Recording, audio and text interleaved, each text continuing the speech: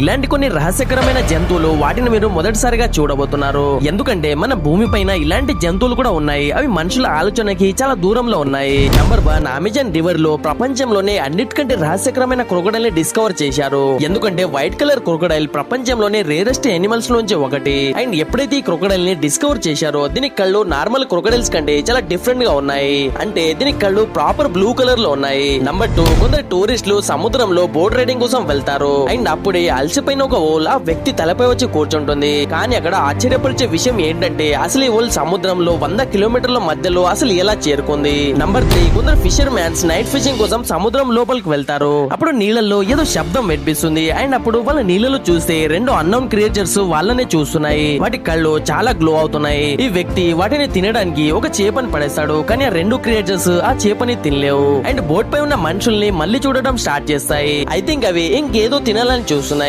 మరి ఇది ఏమై ఉంటుందో కామెంట్ లో చెప్పండి.